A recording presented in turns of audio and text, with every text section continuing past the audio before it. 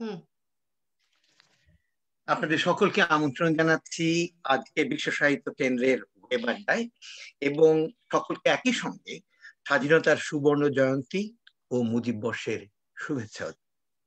ভালো আছেন আপনারা নিশ্চয়ই সবাই, এবং বাংলাদেশ, যুক্তরাষ্ট্র, যুক্তরাজ্য সহ পৃথিবীর যেখানে থেকেই আমাদের বাঙালিরা এই অনুষ্ঠান দেখতে তাদের আমন্ত্রণ জানাচ্ছি। এবং পরবর্তীতে আপনারা যখন আমাদের আলোচনার মাঝামাঝি জায়গায় বা শেষের দিকে যাব, আপনাদের কোনো প্রশ্ন ফিডব্যাক থাকলে সেটা আপনারা চলুন। আজকে যে কথাগুলো মূলত বলা তার সংক্ষেপে আমি বলি যে বাঙালির মুক্তির লড়াই শুরু হয়েছিল আমরা সবাই জানি 52 ভাষা আন্দোলনের মধ্য দিয়ে, এবং পরিণতি পেয়েছিল 71-এর মুক্তিযুদ্ধে। বহু রক্তক্ষরণ, বহু আত্মত্যাগ এর মধ্য দিয়ে আজ থেকে 50 বছর আগে। অশেষ শ্রদ্ধাঞ্জলি আমাদের সেই সকল বীর নারী ও পুরুষ মুক্তিযোদ্ধাদের প্রতি যাদের আত্মত্যাগে আমরা পেয়েছি বাংলা ভাষা, বাঙালি হিসেবে বিশ্ব পরিচিতি এবং বাংলাদেশ নামে আজকের একটা স্বাধীন গৌরব করবার মতো, অহংকার করবার মতো। আমাদের আজকের ওয়েবআড্ডায় অতিথি হিসেবে আছেন শহীদ বুদ্ধিজীবী ডক্টর ফজলে রাব্বি ও ডক্টর জাহান আরা রাব্বির সন্তান এবং ওয়ার হিরোইন্স স্পিক বইটির লেখক ডক্টর নুসরাত রাব্বি। ওয়ার হিরোইন্স স্পিক বই ডক্টর নীলিমা ইব্রাহিমের আমি বীরাঙ্গনা বলছি বইটি তিনি ভাষান্তর করেছেন। আমরা ডক্টর রাব্বির কাছ থেকে শুনবো এই বইটি কেন তিনি অনুবাদ করতে আগ্রহী হলেন এবং তার লক্ষ্য কি, বা অনুবাদ থেকে তার প্রত্যাশাই বা আমাদের কাছ থেকে বা ভবিষ্যৎ প্রজন্মের। যারা জানে না যুদ্ধটি কেমন ছিল বা যুদ্ধের সময় কি ধরনের আত্মত্যাগ আমাদের পূর্বপুরুষেরা আমাদের মধ্যে এখনো অনেকে। আমাদের সঙ্গে আছেন আজকে ডক্টর জাকিয়া আফরিন। তিনি হিউম্যান রাইটস অ্যাক্টিভিস্ট হিসেবে সান ফ্রান্সিসকো বে এরিয়াতে কাজ করছেন। আমরা তার কাছ থেকে জানবার চেষ্টা করব তার কাজের পরিধি এবং এই কাজে তার আগ্রহের পেছনে প্রেক্ষিত কি। ডক্টর নুসরাত রাব্বি এবং জাকিয়া আফরিন, আপনাদের দুজনকে বিশ্ব সাহিত্য কেন্দ্র নিউ ইয়র্কের আজকের ওয়েব আড্ডায় স্বাগত জানাচ্ছি। এরপরে যেটুকু আমাদের বলা দরকার যে এখন মূলত আজকের এই আপনাদের সঙ্গে আলোচনাটি যিনি পরিচালনা করবেন তিনি বিশ্ব সাহিত্য কেন্দ্রের নিউ ইয়র্ক শাখার বা যুক্তরাষ্ট্র শাখার আফরোজা। আমরা শুরু করবার আগে আপনাদের আমাদের আজকের এই দুই বিশিষ্ট অতিথি সম্পর্কে খুব ছোট্ট করে লিখিত পরিচিতি আমি ইংরেজিতে পড়ে শোনাবো, যদি আপনারা আমাকে একেবারেই ছোট, যেহেতু আমি বাংলা করবার সুযোগ পাই নাই, অথবা বলতে পারেন কিছুটা মনে হয়েছে বাংলা করলে যদি ভুলও করি কোথাও, সে কারণে যেটি আমি পেয়েছি আপনাদের কাছ থেকে বা অন্যদের কাছ থেকে আমি সেটি পড়ে শোনাব। প্রথমেই ডক্টর নুসরাত রাব্বির সংক্ষিপ্ত পরিচিতি তুলে ধরছি। Nusrat Rabbi is the daughter of martyred intellectual Dr. Mohammed Fazle Rabbi and his wife, Dr. Jahanara Rabbi. Dr. Rabbi is a researcher and writer on the 1971 war history of Bangladesh. She has served as the key witness to the intellectual killing trials held in Dhaka, Bangladesh in 2013, where she testified on the details of her father's. I feel really choked when I pronounce these things. Her translation of Ami Birangona Bulti in English as the War Heroines Speak appeared as an Amazon title in 2020. Professionally, Dr. Rabbi is a biostatistician and data scientist at Aladept Immunotherapeutics Incorporated. Her research is in the development of statistical methods and computational tools for personalized treatment. She has spent over 17 years in the pharmaceutical and diagnostic. She has taught statistics at UC Berkeley for 4 years. Dr. Rabbi is the sole author of the book Biomarker Analysis in Clinical Trials Using R, published by Taylor and Francis in April 2020. She holds a Bachelor of Arts from Wellesley College and MA from University of California at Berkeley and the PhD from Harvard University.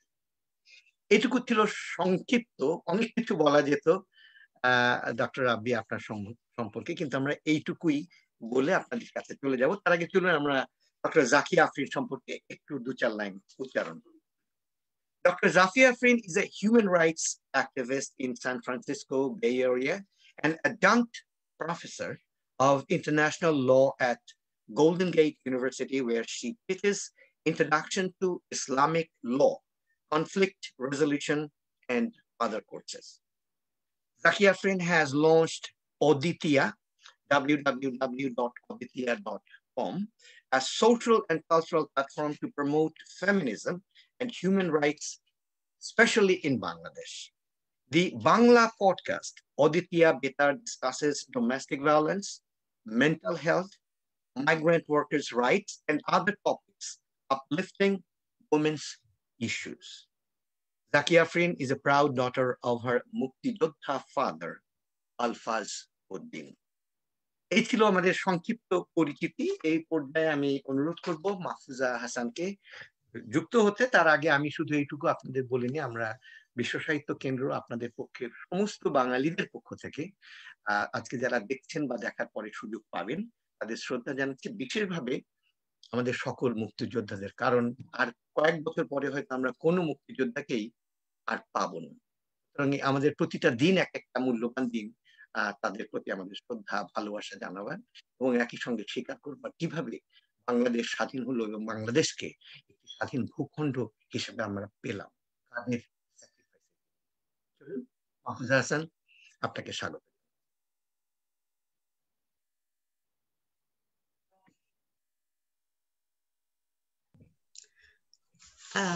দুঃখিত, আমার মাইক্রোফোনটা of ছিল। অনেক ধন্যবাদ আপনাকে বুলবুল। আজকে আমাদের প্রোগ্রামটা খুবই আবেগপূর্ণ হবে এটুকু বুঝতে পারছি, কারণ আমরা ফিরে যেতে চাই সেরকম একটি সময়ে, যে সময়ে নির্যাতন, টর্চার এগুলোর কোনো হাইয়েস্ট লেভেলে হয়েছে। তো সেই কথাগুলো যখন আমরা বলবো বা ডিসকাশন করবার চেষ্টা করব, ডেফিনেটলি আমাদের হয়তো টাইম আউট সময় লাগবে প্রত্যেকেরই কথা বলতে গিয়ে। তো সেইটুকু যেন আমাদের দর্শকরা ক্ষমা সুন্দর দৃষ্টিতে দেখেন, আমাদেরকে অ্যালাউ করেন। তো ওইটুকু বলে আমি সত্যি আজকে খুব আনন্দিত যে আমাদের সঙ্গে দুজন কৃতি নারী আছেন, ডক্টর নুসরাত রাব্বি এবং ডক্টর জাকিয়া আফরিন। কর্মক্ষেত্রে তাদের গবেষণা, তাদের কাজের পরিধি, তাদের কর্মকাণ্ড অত্যন্ত অসাধারণ কৃতিত্বের সঙ্গে তারা করে যাচ্ছেন। বেসিক্যালি এগুলো নিয়ে আমরা কিন্তু একটা পরবর্তীতে আড্ডাও করতে পারি, কারণ তাদের কাজের পরিধি এতটাই বিস্তৃত। কিন্তু আজকে আমাদের ফোকাসটা যেহেতু স্বাধীনতার 50 বছরে নারীর অবস্থান, আমরা এই জন্য ফিরে যাব 71-এর মুক্তিযুদ্ধে। আলোচনা করব ডক্টর নুসরাত রাব্বির অনুবাদকৃত বই ওয়ার হেরোইন্স স্পিক, যেটির মূল ডক্টর নীলিমা ইব্রাহিমের আমি বীরাঙ্গনা বলছি বইটি।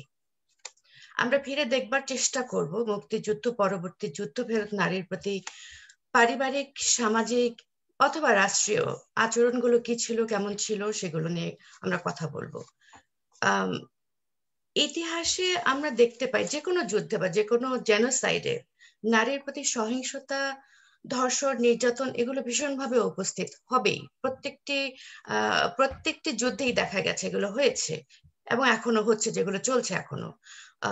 নারীরা কিন্তু নীরব বলি হয়ে যাচ্ছে, তাদের আত্মত্যাগ কিন্তু সেভাবে স্মরণ করা হয় না এবং তাদের পুনর্বাসনের কোনো সে ধরনের প্রক্রিয়াও থাকে না। তো নারীর প্রতি ঘটে যাওয়া এই অত্যাচারকে আসলে এগুলোকে ওয়ার ক্রাইম হিসেবে ধরা হতো না 2008-এর আগ পর্যন্ত, যখন ইউনাইটেড নেশনস এটাকে ওয়ার ক্রাইম হিসেবে ডিক্লেয়ার করেছে। তার আগ পর্যন্ত এটাকে ধরাই হতো না। তো এটা কেন বা এর পেছনে মনস্তত্ত্বটি কি, আমরা একটু সেটা দেখবার চেষ্টা করব। প্রথমত নারীর প্রতি সহিংসতার ওয়ার টাইমে এটার মনস্তত্ত্ব এবং কেন আমরা এটাকে বলতে চাই না, লজ্জা থেকে না, কি আমাদের ভাবনাটা জানতে চাই। আমরা চেষ্টা করব যে কি কি কারণে আমরা এগুলোকে এড়িয়ে যাওয়ার চেষ্টা করি।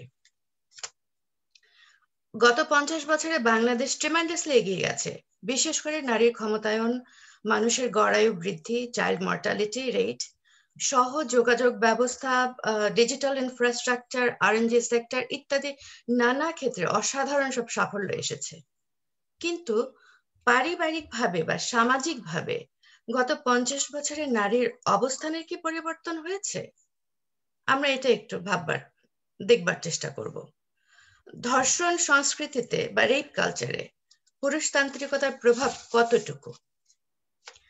সাম্প্রতিক সময়ে বাংলাদেশে ধর্ষণ বা নারী নির্যাতন আন্তর্জাতিক পটভূমিতে এটা কি কোনো বিচ্ছিন্ন ঘটনা নাকি গ্লোবাল ফেনোমেনা?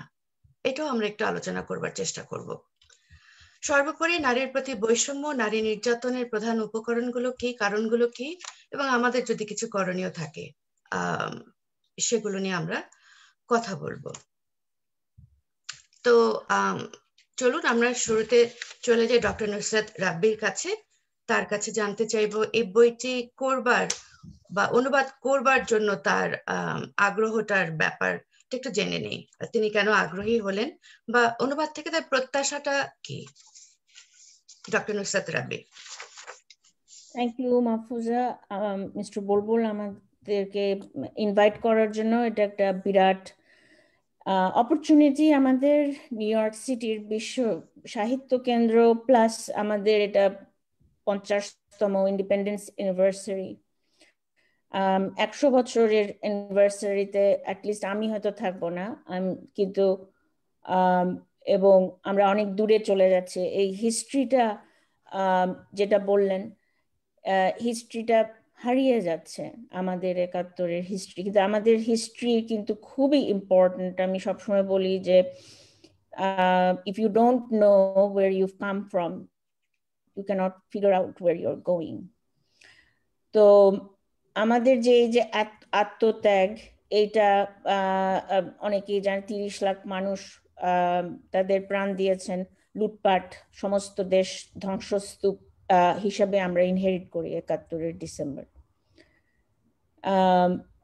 তারপরে 1000, এখন বোঝা যাচ্ছে 1000-এর উপরে ইন্টেলেকচুয়ালকে মারে তারা, এবং 2 থেকে তারা মানে Pakistani army with the help of রাজাকার, যারা বাঙালি ট্রেইটার, যারা আপনারা 71 সম্বন্ধে জানেন না, বাঙালিরা সহযোগিতা করেছিল, যাদের সহযোগিতা করেছিল পাকিস্তান আর্মির সাথে, তাদেরকে আমরা রাজাকার বলি। সেই সাথে 2 থেকে 4 লাখ আনুমানিক মহিলাকে রেপ, টর্চার এবং মারা হয়, বেশিরভাগই মারা যান। তো এইটা কি জাস্ট বলে না স্পয়েলস অফ ওয়ার, মানে ওয়ারের একটা পুরস্কার হিসেবে এগুলা করা হয়েছিল? না, এটা সিস্টেম্যাটিক ভাবে রেপ করা হয়। ইনফ্যাক্ট ইন্টেলেকচুয়াল কিলিং এর মতো এটা সিস্টেম্যাটিকলি প্ল্যান্ড ছিল। টিক্কা খান আমাদের, এবং তার আগে ইয়াহিয়া খান, এবং তার আগে প্রথম মার্শাল ল, প্রথম হাফ অফ 71 ছিল রাও ফরমান আলী, তারপরে টিক্কা খান। এই 2 জন তাদের নিজস্ব ক্যাম্পে তারা নিজেরা মেয়েদের রেপ করেছে এবং তারপরে বলেছে এদেরকে মারো। সো এবং প্রথমেই বলেছে যে একদম কনসেন্ট্রেশন ক্যাম্প সৃষ্টি করে ধরে নিয়ে আসতে মেয়েদেরকে। শুরু হয় অনেকটা হিন্দু কমিউনিটির উপর দিয়ে, কিন্তু পরে দেখা যায় ইট ডিডন্ট ম্যাটার, সেই কি এইজ বা কি বর্ণ বা কি গোষ্ঠী, ইট ডিডন্ট ম্যাটার টু দেম। তো এখন এই যে 50 ইউনিভার্সিটি আমাদের দাওয়াত করেছেন তো এই আড্ডাতে, এখানে দেখেন বাংলাদেশ, ইন্ডিয়া, মায়ানমার, শ্রীলঙ্কা সবাই এসেছে। What is absent is Pakistan. শুধু আসেইনি, কোনো অ্যাকনলেজমেন্ট নাই, অ্যাকনলেজমেন্ট নাই, কংগ্রাচুলেশনস তো নাই। এই ওয়ার ক্রাইমস এর কোনো অ্যাকনলেজমেন্ট আজ পর্যন্ত তারা করেনি। এবং এটা one of the main reasons আমি এই বইটা ট্রান্সলেট করেছি, যাতে ওয়ার্ল্ড জানতে পারে। লেটস টেল দ্য ওয়ার্ল্ড, সবাইকে বলতে হবে কি হয়েছে। দেখেন আর্মেনিয়ান জেনোসাইড ভুলে গেছে মানুষ, তার আর্মেনিয়ান মানুষ এটাকে এখনো ধরে রেখেছে। সো এই যে সোলস গুলা যেভাবে মারা গেছে, বেশিরভাগ তো এখন মৃত, যারা আমরা বীরাঙ্গনা বলি, তাদের আত্মার শান্তির জন্য আমাদের এই স্মৃতিটাকে তুলে ধরতে হবে, সম্মান দেখাতে হবে। এবং পাকিস্তান 95% রেপ অ্যান্ড কিলিং এর মধ্যে পাকিস্তান আর্মি ওয়াজ ইনভলভড, এবং তারা আজ পর্যন্ত 50 বছর পরে চুপ, কোনো কোনো কোনো নাই। এবং আমরাও তাদেরকে, আমাদের কোনো পলিটিক্যাল এস্টাবলিশমেন্ট, এবং I am not giving a political talk, কিন্তু আমরাও কিন্তু পারি নাই তাদের সাথে কিছু নেগোশিয়েট করতে। নাও স্টার্টিং উইথ দ্যাট, আমি বলবো যে 2009 আমি যখন ঢাকায়, তখন আমার এক কাজিন আমাকে আমি বীরাঙ্গনা বলছি বইটা উপহার দেয়। প্রথমেই আমি গ্র্যাটিটিউড বলতে চাই আমাদের ডক্টর নীলিমা ইব্রাহিমের কাছে। উনি এই 7টা স্টোরি একটা রেকর্ডিং হিসাবে নিয়েছিলেন অনেক আগেই, 72-এ। তারপরে এটা প্রকাশিত হয় বেশ পরে, 93, 95 এরকম 2টা এডিশন হয়। ওনার আরেকটা বই লেখার কথা ছিল, উনি সেটা করে যেতে পারেনি। তো ওই বইটা পড়ে এটা একটা বমশেলের মতো আমার কাছে, আমি বিশ্বাস করতে পারিনি the extent of the brutality. শুধু রেপের জন্য না, এই গল্পগুলোর থেকে আমি পুরা দেশে কিরকম টর্চার হচ্ছিল, শুধু আমরা ঢাকায় ছিলাম, পটুয়াখালীতে কি, চিটাগাংয়ে কি, যশোরে কি হচ্ছে, সমস্ত জায়গায় যে পাকিস্তানি আর্মি এই তাণ্ডব নৃত্য করেছিল, সেটা আমি প্রথম জানতে পারি এই বই থেকে। 71-এর দিনগুলো যেমন আরেকটা সুন্দর বই, সেখানে একটা ফ্যামিলির থ্রুতে আপনারা দেখলেন কি হলো 71-এ। এই বইটা 7টা স্টোরি থেকে দেখতে পাবেন। কাজে বিভিন্ন দিক থেকে কি, বিভিন্ন বই কিন্তু বিভিন্ন ভাবে দেখায় 71-এ কি হয়েছে। আমার একটা বই আমি এখন ওয়ার্ক করছি আমার ফ্যামিলির উপর, সেটা পরে বলবো। তো যখন আমি ধরলাম বইটা, যখন ধরলাম তখন আমার এত কষ্ট হয় এটা পড়ে, আমি এখনো নিজেকে কন্ট্রোল করতে পারি না।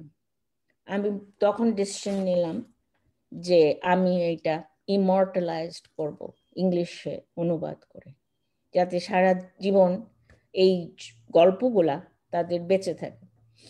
তো এখন কথা হলো যে আমি এটা দিয়ে শেষ করব আপনার প্রশ্নের উত্তর, যে আমি কেন 50 বছর পরে কেন, এটা আমাকে অ্যাকচুয়ালি ডক্টর জাকিয়া প্রশ্ন করেছিলেন। 25 বছর লেগেছে ডক্টর নীলিমা ইব্রাহিমেরটা বের, তারপরের 25 বছর। বাংলাদেশের এখন, আজকের বাংলাদেশ 50 বছর আগের বাংলাদেশ না। আমরা অনেক ডেভেলপড, আমাদের অনেক এডুকেটেড মানুষ আছে সারা বিশ্বে ছড়িয়ে। আমি একজন ম্যাথমেটিশিয়ান, স্ট্যাটিস্টিশিয়ান, আমার আগে কারো করা উচিত ছিল আমার মনে হয়, এবং উচিত ছিল না ছিল, যাই হোক আমি করেছি। কিন্তু আমি যেটা পয়েন্ট আউট করতে যাচ্ছি, যে আমাদের মধ্যেই একটা জড়তা আছে এই জিনিসটা নিয়ে কথা বলা, এবং আমাদের ওয়ার্ডস যে বলা, যে আমাদের কি কথা বলি। এই যে জেন্ডার বেসড ভায়োলেন্স যেটা বললেন আপনি মাহফুজা, ওয়ারের সময়, যেটা আপনি বললেন ইউনাইটেড নেশনস ওয়ার ক্রাইম হিসাবে স্বীকৃত। কয়েকটা কথা মনে রাখতে হবে। হিলারি ক্লিন্টন বলেছেন উইমেন্স রাইটস আর হিউম্যান রাইটস। এখানে উইমেন্স, এখানে আমাদের হিউম্যান রাইটস আমাদের ডিহিউম্যানাইজ করা হয়। এই মেয়ে এবং মহিলাদের হিউম্যান হিসাবে দেখা হয় নাই। এবং যেমন আমেরিকায় লিঞ্চিং হয়, ব্ল্যাক এবং ফর্মার স্লেভ, ওভাবে মারা হয় এদেরকে, পুরুষ এবং মহিলা। আমাদের পুরুষ মুক্তিযোদ্ধাদেরও তাই, মহিলাদের তো আরো বেশি। তো এই যে ওয়ার ক্রাইমস, এইটা কিন্তু বেশিরভাগ ইউরোসেন্ট্রিক ছিল। সেকেন্ড ওয়ার্ল্ড পর্যন্ত ওয়ার্ল্ড হিস্ট্রি যারা লিখে তারা মেজরিটি ইউরোপিয়ান অ্যানসেস্ট্রি, এবং তারা ইউরোপ নিয়ে কনসার্ন। কিন্তু সেকেন্ড ওয়ার্ল্ড ওয়ারে এই জাপান শুরু করে এই ধরনের কমফর্ট উইমেন, এত এত এত ব্রুটালি করে না, কিন্তু করেছে। কিন্তু এই যে 71-এ 9 মাসে যে 2 থেকে 4 লাখ এইভাবে অ্যানিমাল না, আমি কিভাবে যে আমাদেরকে ট্রিট করেছে আপনারা তো জানেন, যে এই জিনিসটা ওয়ার্ল্ড হিস্ট্রিতে নাই। As rape was the first time rape was used as a systematic weapon of war. আপনি এখন যদি দেন এটা সার্চে গুগলে আপনার ইউগোস্লাভিয়া বেরোবে, সুদান বেরোবে, চেচনিয়া বেরোবে, রোয়ান্ডা বেরোবে, বাট নট বাংলাদেশ। তো এই জন্য আমি বলি যে we have to take the responsibility to tell the story. একদম একদম ঠিক বলেছেন। সত্যি আপনার কথার সঙ্গে পুরোপুরি একমত। সার্চ করলে বাংলাদেশ বেরোবে না, বের হয়নি। এটার কারণটা কি সেটা আমাদের একটু দেখতে হবে। আরেকটা জিনিস যেটা সিস্টেম্যাটিক রেপ যেটা হয়েছে বাংলাদেশে, সেটা সত্যি এইরকম ভাবে যতগুলো জেনোসাইড হয়েছে বা আমরা জানি সবচাইতে জঘন্যতম, ইতিহাসের সবচাইতে জঘন্যতম রেপ কালচারটা হয়েছে আমাদের মুক্তিযুদ্ধের সময়। এটা অনস্বীকার্য। এবং এর এর এর পেছনে মানে এমনিতে ওয়ার টাইমে যখন নাকি রেপ গুলো হয় সেটার কারণ তো কতগুলো যারা হিস্টোরিয়ান তারা বলেন যে হয়তো হতে পারে এটা ফিয়ারটা ইনস্টিল করবার জন্যে, অথবা হয়তো মোরালটা ভেঙে দেবার জন্যে। কিন্তু এটা আমাদের আমাদের মুক্তিযুদ্ধে যেটা হয়েছে সেটা মানে ডিপ রুটেড হেট্রেড থেকে হয়েছে, যে এক ধরনের চরম হেট্রেড থেকে হয়েছে, যে আদারওয়াইজ আমি ভাষা খুঁজে পাই না যে কিভাবে আমি বলবো যে ঘটনাগুলো ঘটেছে। মানে আমি আমি পড়তে গিয়ে এখনো পড়তে পারি না পুরোটা, বলা তো অনেক পরের কথা। যে বর্ণনাগুলো আমরা দেখি সে বর্ণনাগুলো পড়বার মতো করে আমি আমি কখনোই পুরোটা পড়ে ফেলতে পারি না একবারে, বারবার ফিরে যেতে হয়। তো এই এই যে ঘটনাগুলো ঘটেছে এগুলো কিন্তু একেবারেই আমরা আলোচনায় আনি না। নারীদের যে একটা ত্যাগ, একটা স্যাক্রিফাইস, এটা আমরা কখনোই বলি পর্যন্ত না। হ্যাঁ, তো ডেফিনেটলি আমি আপনার সঙ্গে একমত। আপনার সঙ্গে আপনি আরো একটা কথা বলেছেন, শহীদ জননী জাহানারা ইমামের বইটির কথা, ৭১-এর দিনগুলো। এটাও একটি অত্যন্ত মূল্যবান দলিল আমাদের মুক্তিযুদ্ধে, এটা স্বীকার করতেই হবে। এবং আমার মনে হয় এই দুটি বই, আমি বীরাঙ্গনা বলছি এবং ৭১-এর দিনগুলো, এই দুটি বই সবচাইতে আমার মনে হয় দুটি মহাকাব্য। মানে সাহিত্যের ভাষায় যদি বলতে হয় দুটি মহাকাব্য। তো যাই হোক, আমরা এখন একটু ডক্টর জাকিয়া আফরিনের কাছে যাব। তিনি একজন হিউম্যান রাইটস অ্যাক্টিভিস্ট হিসেবে বে এরিয়াতে কাজ করছেন। তার এই কাজের পেছনে অনুপ্রেরণাটা কি? মুক্তিযুদ্ধ থেকে কতটা তিনি নিয়েছেন, ড্র করেছেন তার কাজে, বা সেটাকে প্রেরণা হিসেবে কাজ করেছে কিনা, একটু যদি আমাদের বলেন। ধন্যবাদ। শুরুতেই সবাইকে অভিনন্দন জানাই। 50 বছর আমরা পার করলাম স্বাধীন জাতি হিসেবে, এবং আপনি যেটা বললেন যে আমরা অনেক দূরে এসেছি, কিন্তু আমাদের আরো অনেক দূরে যেতে হবে। আমি শুরুতে একটু বলি যে 90 দশকের কথাটা একটু বলতেই হবে, কারণ আমি যখন বড় হচ্ছিলাম আমি কিন্তু পুরোটা সময় সামরিক শাসনের মধ্যে বড় হয়েছি আমার ছোটবেলা থেকে। তো অবশ্যই আমার বাবা মুক্তিযোদ্ধা, আমার পরিবারে আরো মুক্তিযোদ্ধারা রয়েছেন, সক্রিয়ভাবে অনেকেই সাহায্য করেছেন মুক্তিযোদ্ধাদের, তাই সেই আবহটা আমাদের ছিল। আমরা বাড়িতে সবসময় জানতাম 7ই মার্চের কি মূল্য, 25শে মার্চের কি অবস্থা, 26শে মার্চ, 16ই ডিসেম্বর, এগুলো আমরা করতাম। কিন্তু রাষ্ট্রীয়ভাবে যে একটা কি বলবো একটা লুকোচুরির ব্যাপার ছিল, সেটার মধ্যে যখন আমরা বড় হলাম, তারপর 90 দশকে এসে সব কিন্তু উন্মুক্ত হয়ে গেল। এবং আমি বিশেষ করে বলবো আজকের কাগজ পত্রিকার কথা, আপনাদের মনে আছে কিনা, তারা কিন্তু শুরু করলো একটা লিস্টই বের করা প্রতিদিন রাজাকারদের নাম। হ্যাঁ, মনে আছে? তো সেটা একটা বিরাট জিনিস আমাদের জন্য, যে একেবারে সামনাসামনি চলে এলো। তারপরে বিভিন্ন রকমের পোস্টার তৈরি হতে লাগলো, বিভিন্ন এনজিও। একটা পোস্টারের কথা আমি বিশেষভাবে বলবো, যেটা আমি যখন ঢাকা বিশ্ববিদ্যালয়ে পড়তে ভর্তি হলাম 95-এ, ওই 4 বছর আমার পড়ার টেবিলের সামনে সেই পোস্টারটা ছিল, আইন ও সালিশ কেন্দ্র একটা, আমি বীরাঙ্গনাদের নিয়ে একটা পোস্টার করেছিল কালোর মধ্যে। এবং এই পোস্টারটা ছিল একজন বীরাঙ্গনাদের যখন উদ্ধার করা হচ্ছে সেই সময়কার একটা ছবি নিয়ে, যেটাকে অনেকেই ভেবেছে যে মডেলরা মনে হয় এই ছবিটা বোধহয় ক্রিয়েট করা হয়েছে। ওই সময়ে এটা নিয়েও একটা কথাবার্তা হচ্ছিল, যে তখন আমরা বুঝলাম যে না, এগুলো আসল ছবি, এটা কেউ কোনোভাবে প্রশিক্ষণ দিয়ে এই জিনিস তৈরি হয়নি, এটা আসল ছবি। তো ওই সময়ে থেকেই অবশ্যই তার মধ্যে গণ আদালত হচ্ছে, আপনারা জানেন জাহানারা ইমাম 92-তে গণ আদালত করলেন এবং সেখানে সবার রাজাকারদের ফাঁসি, অনেক কিছু তো হচ্ছে। 94 এসে তিনি পৃথিবী ছেড়ে চলে গেলেন, তখন জিনিসটা একটু দমে গেল।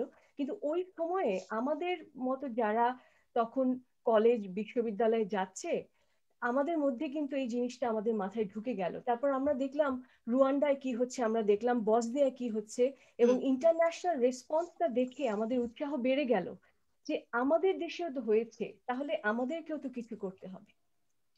সেই জন্য তখন আমার মনে হয় সেই জিনিসটা অবশ্যই আমার মধ্যে একটা অনুপ্রেরণা তৈরি করেছে মানুষের জন্য কাজ করার।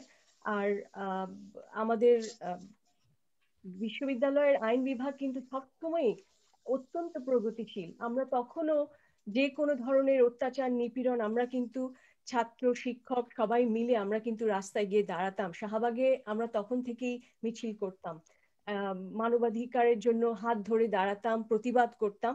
তো ওই জিনিসগুলো তো আছে। আমি এখন সান ফ্রান্সিসকোতে আছি এবং আমি এখনো কিন্তু মেয়েদের নিয়ে কাজ করি। বেশিরভাগ আমি কাজ করি হলো পারিবারিক নির্যাতনের শিকার যে মেয়েরা।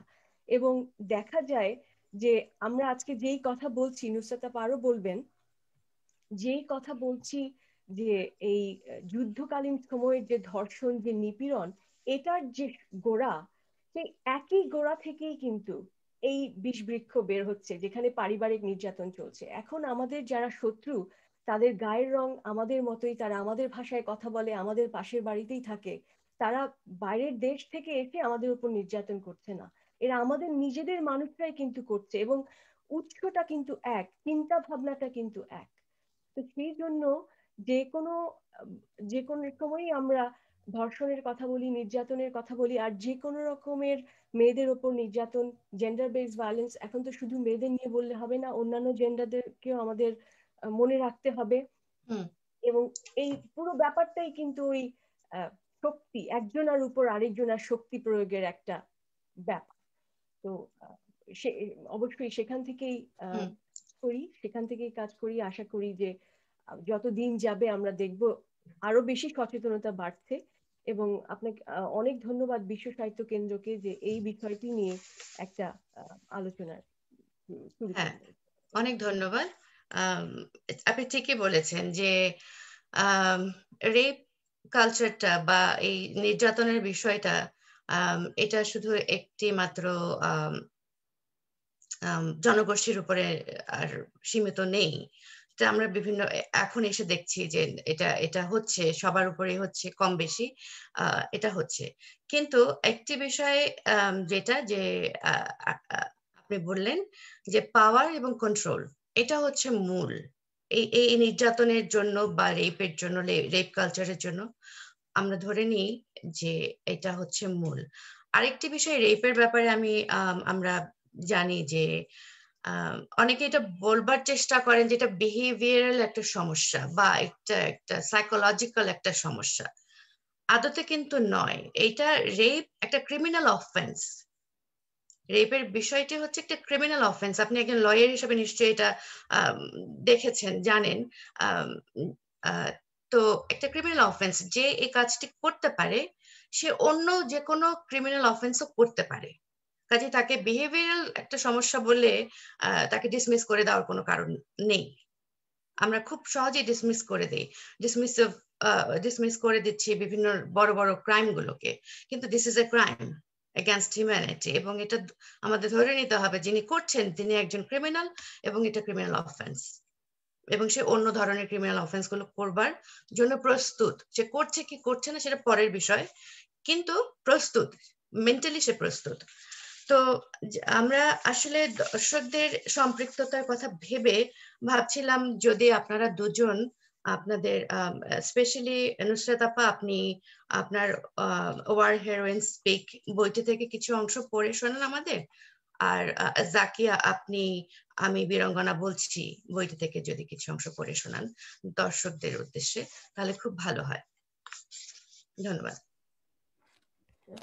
আমি চ্যাপ্টার 5 থেকে পড়ছি, ময়না তার স্টোরি, ছোট একটা অংশ। তো ময়না নীলিমা ইব্রাহিমকে বলছেন তার কথা তার ভাষায়, এবং আমি পরে 72-এ ফেরত যাব, পড়া হলে আমি মাহফুজা 72-এ ফেরত যাব নারী পুনর্বাসন কেন্দ্রে কি হয় সেই ব্যাপারটার সম্বন্ধে। তো ময়না বলছে যে আপা, you have seen mass killings on the streets of Dhaka in the war. Appa, you have seen mass graves dug in Jagannath Hall. But you have never seen mass rape scenes we have experienced firsthand. Every night, 3 to 4 soldiers would rape each one of us. Each would enjoy the misdeed of the soldier before him. They would say the most obscene, horrible, denigrating things and names to us and to each other while they would rape us. We would stare at them with empty eyes and hear their words in fear and anxiety. The only sound we could hear from ourselves was the beating of our hearts. Sometimes I would hear the lub-dub, lub-dub, lub-dub sound in my ear. I wondered why I was not dying despite the fact I was dead.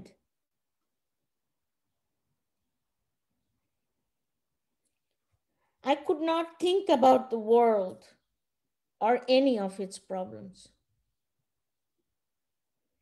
The only thing on my mind was how to escape this prison. After about 15 days, I honestly thought I would explode or lose my sanity from extreme physical and mental torture. I had a nightmare about Sheikh Mujib's dangling body and that he was being hanged after being lynched. I touched my own throat when I woke up and found there was extreme pain there. I did not know if I was losing my sanity or my ability to speak. I tried to remember my parents, but I could not.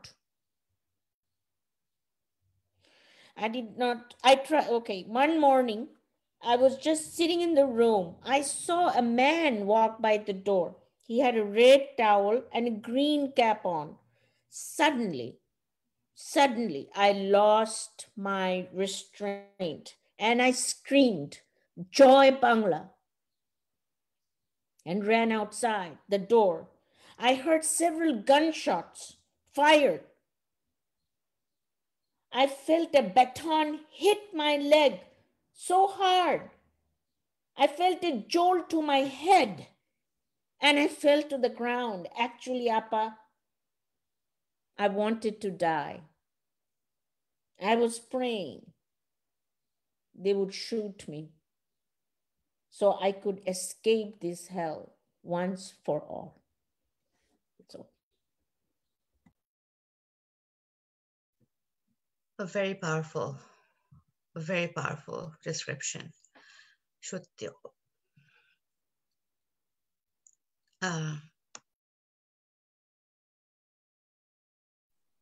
কথা বলার মতো আসলে শক্তি খুঁজে পাই না। মাহফুজা, আমি একটু add করি।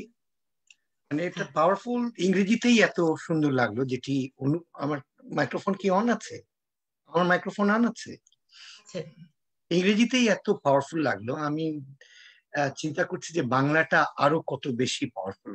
আমাদের ভাষায় আমাদের তো আরো বেশি আবেগ আপ্লুত করে, আবেগ যে আবেগ কি বলে প্রমাণ করে ফেলে, যেটি আমরা শুরুতে আপনারা বলছিলেন যে আমাদের কিছুটা টাইম লাগতে পারে টু কভার ইট। আমাদের ডক্টর নুসরাত রাব্বি এবং জাকিয়া আফরিন আপনারা যেগুলো বলছিলেন সেগুলো থেকে মাহফুজা আবার আপনাদের কাছে যাবে, কিন্তু আমি মনে করছিলাম যে আমি একদম শেষেই আসবো। কিন্তু এটা আসলে সবাইকেই প্রচন্ড ভাবে ইমোশনাল করে যে নারীদের যে অবদান পুরুষদের থেকে কোনো অংশে কম তো নয়ই, বরং কিছুটা বেশি। এবং বিশেষভাবে এই মাসে উমেন্স হিস্ট্রি মান্থ এটা, এবং জানি না এটা কোইন্সিডেন্স কিনা আপনাদের দুজনকে পাওয়া বিশ্ব সাহিত্য কেন্দ্রের আজকের এই আলোচনায়, তাও এই মার্চ মাসে। বাট যেটাই হোক, কোইন্সিডেন্স হলে খুবই ভালো। তার মানে আমাদের সবার মধ্যে ইচ্ছা ছিল এই জিনিসগুলো প্রকাশ করা, রাইট মোমেন্ট, রাইট মাস। 1 তারিখে জাতিসংঘে সেলিব্রেট শুরু করেছে এবং 31 তারিখ পর্যন্ত এই মাসে চলবে উইমেন্স মান্থ।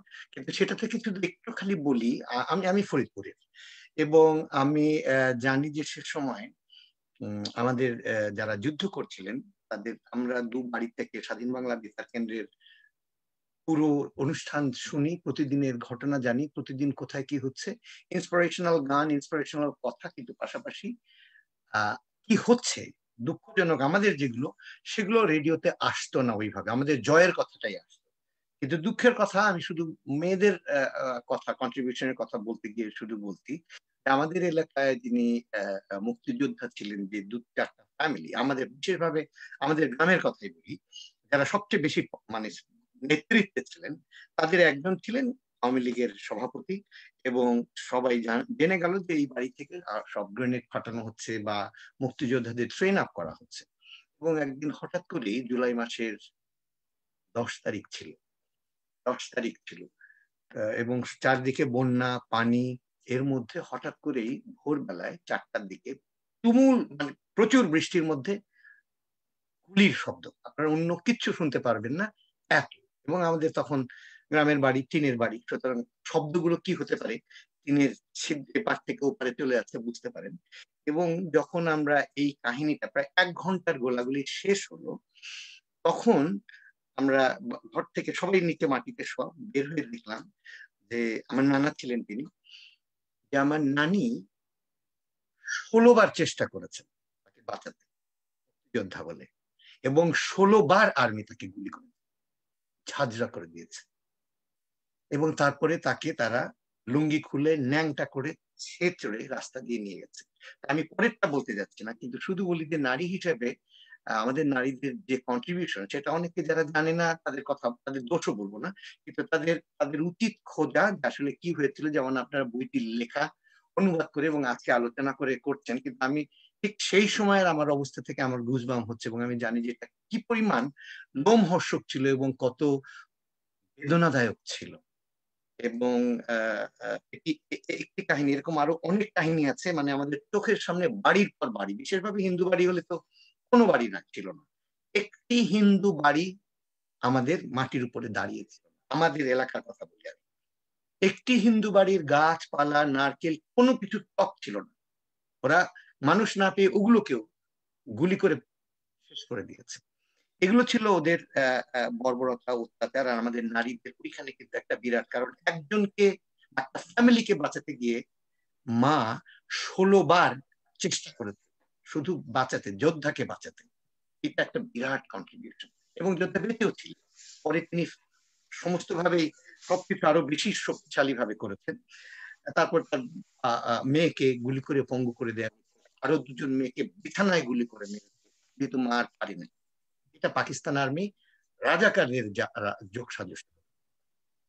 এটি একটি বলতে চাচ্ছিলাম। আরেকটি কথা আমি মনে হয় আপনারা একজন বললেন, নুসরাত আপনি বোধহয় বললেন যে হিলারি বলেছে, আপনি বললেন তো, তাই না?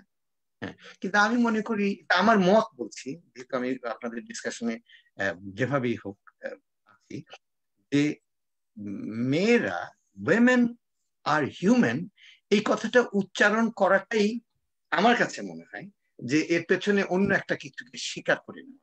আমি মনে করি যে উইমেন আর হিউম্যান এই কথাটা বলা আর মেন আর হিউম্যান এই কথাটা বলা একই, অফকোর্স অল আর হিউম্যান, কিন্তু ওইটা আলাদা দাবি না। ইউ আর স্ট্রং, আমাদের মেয়েরা আমাদের ছেলেরা সবাই হিউম্যান, এবং যতদিন আমরা দুর্বল থাকবো, যখন পাকিস্তানের ওই সময় আমরা ছিলাম, এখনো আছি, যতদিন দুর্বল থাকবো আমাদের মেয়েরা, ততদিন আমার মনে হয় এটা মেন্টাল সেট আপ না কি, নাকি অশিক্ষা বা রাইট আপব্রিঙ্গিং না, এটা এটা চলতে থাকবে।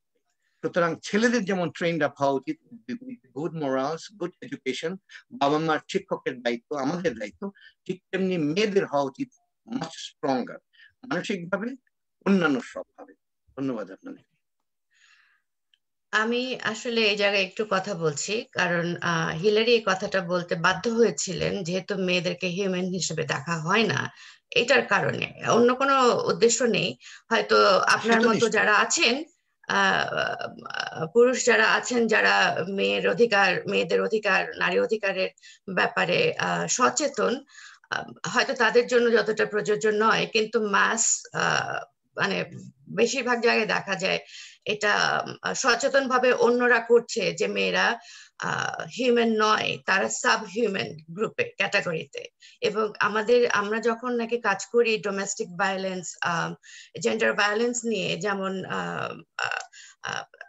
ইয়ে জাকিয়া করছেন, আমি নিউ ইয়র্ক থেকে করছি, নুসরাত আপা এখন গবেষণাগুলো করছেন, আমরা দেখতে পাই, এটা হিস্টোরিক্যালি দেখতে পাই যে মেয়েদেরকে প্রথমত হিউম্যান নয়, সাব হিউম্যান ক্যাটাগরিতে ধরে নিয়ে অত্যাচারগুলো হচ্ছে।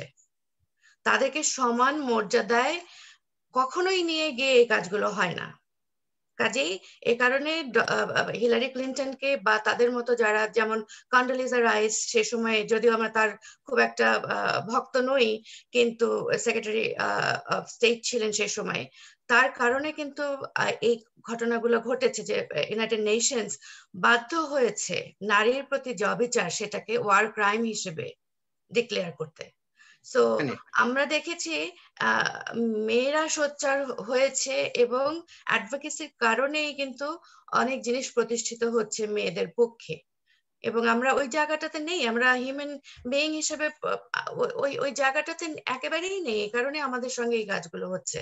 এখন আমরা এটা নিয়ে কথা বলতে পারি, যেটা নুসরাত আপা বলেছেন, যে পেছনের 72-এর আমাদের একটা ব্যাপার ছিল, যখন নাকি আপনি যেতে চেয়েছিলেন নুসরাত আপা 72-এ, 71-এর পরে কি হয়েছিল, সরকার থেকে যে কি অসাধারণ একটা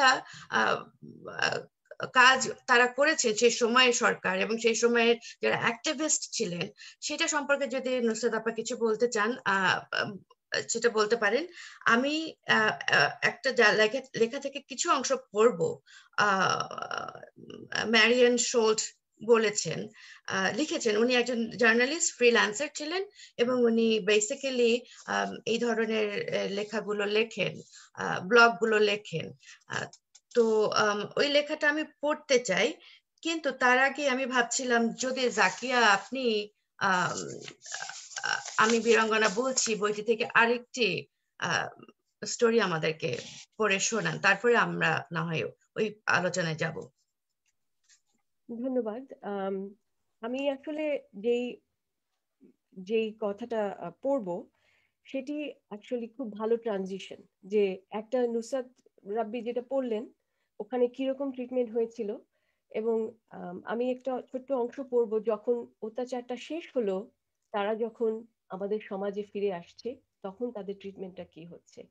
এটি হচ্ছে 3 নম্বর গল্প, রিনা নামে একজনের কথা, নিজের ভাষায় হচ্ছে। আমি রিনা বলছি। আশা করি আমার পরিচয় আপনাদের কাছে সবিস্তারে দেবার কিছুই নেই। আমাকে নিয়ে আপনারা এত হইচই করলেন যে 30,000 পাকিস্তানি বন্দী হঠাৎ ভাবলো বাংলাদেশ থেকে কোনো হেলেনকে তারা হরণ করে নিয়ে যাচ্ছে। ভারতীয় কর্তৃপক্ষ অবশ্য খুব বেশি বিস্মিত হননি, কারণ আমার মতো আরো 2-4 জন এই সৌভাগ্যের অধিকারিণী হয়েছিলেন। পাকিস্তানিরা কিন্তু আমাদের জোর করে ধরে নিয়ে যাচ্ছিল না, আমরা স্বেচ্ছায় ওদের সাথে যাচ্ছিলাম। কারণ বাংকার থেকে আমাকে যখন ভারতীয় বাহিনীর এক সদস্য অর্ধ উলঙ্গ এবং অর্ধ মৃত অবস্থায় টেনে তোলে, তখন আশেপাশের দেশবাসীর চোখে মুখে যে ঘৃণা, যে বঞ্চনা আমি দেখেছিলাম, তাতে দ্বিতীয়বার চোখ তুলতে পারিনি। জঘন্য ভাষায় যেসব মন্তব্য আমার দিকে তারা ছুড়ে দিচ্ছিল, ভাগ্যিস বিদেশিরা আমাদের সহজ বুলি বুঝতে পারেনি। এটুকুই বলব।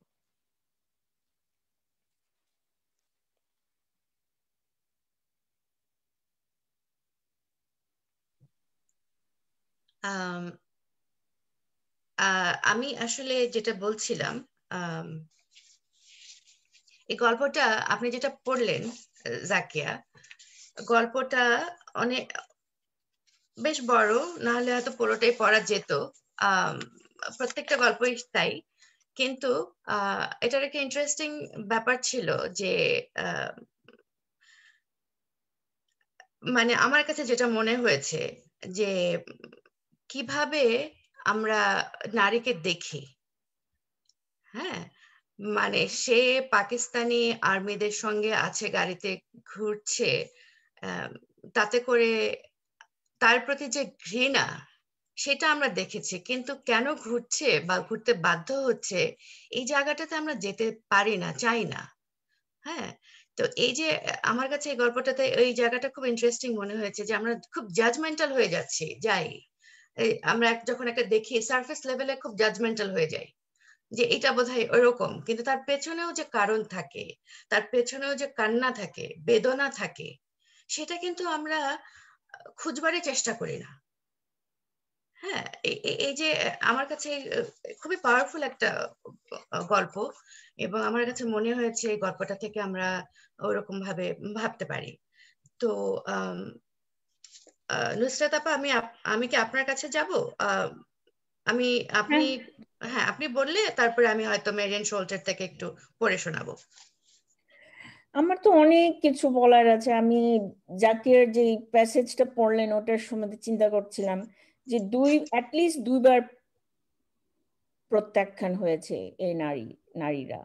একটা তো হলো পাকিস্তান আর্মি, আরেকটা হলো আমাদের সমাজ থেকে। এরা কি চায়নি 13, 14, 15, 18, 20 বছরের তাদের মায়ের কাছে আসবে, বসবে, একটু আদর আদর পাবে ওইসব বাংকার থেকে ওঠার পরে? কিন্তু অনেকেই তারা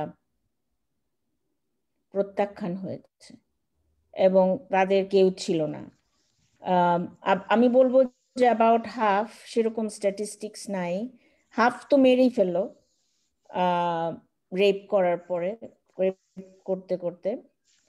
তারপরে আর আর যারা বাকি ছিল তাদের মধ্যে অনেকেই কিন্তু প্রস্টিটিউশনে নামতে হয়েছে তাদের, কারণ ইউ হ্যাভ টু, এটা কিন্তু সেই বিবলিক্যাল কোরআনিক টাইম থেকে, কারণ মহিলাদের খেতে তো হবে।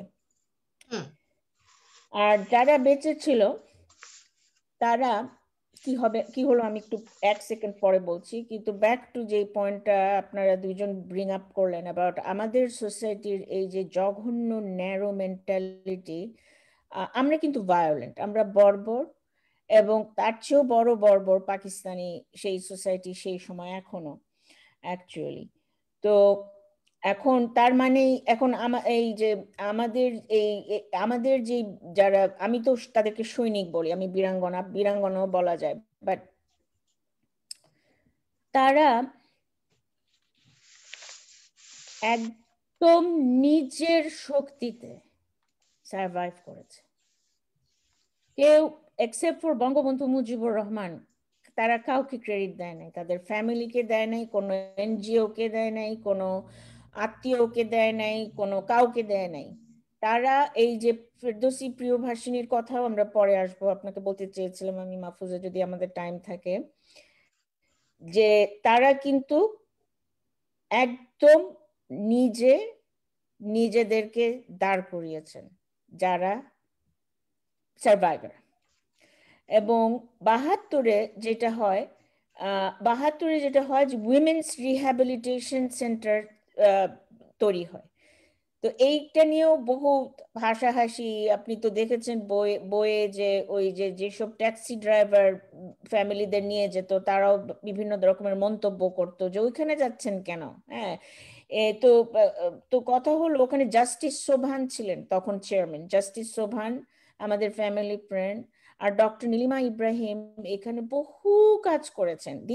আমি সেটা জাকিয়া এর আগেও বলেছিলেন যে আমরা আমাদের দুইজন বাবার কথা বলেছি, কিন্তু আমরা আমাদের মায়ের কথা বলি নাই। আমার মাও কিন্তু ডাক্তার, এবং সেই সময় তিনি শুধু সদ্য বিধবা, এবং আমার আব্বাকে তো ব্রুটালি মার্ডার করলো কিছু স্বাধীন হওয়ার কিছুক্ষণ আগে, এবং উনি 72-এ ডক্টর নীলিমা ইব্রাহিমকে হেল্প করেছিলেন হয়তো অ্যাজ এ ফিজিশিয়ান। আমি কিছু কিছু গল্প তখন শুনতাম।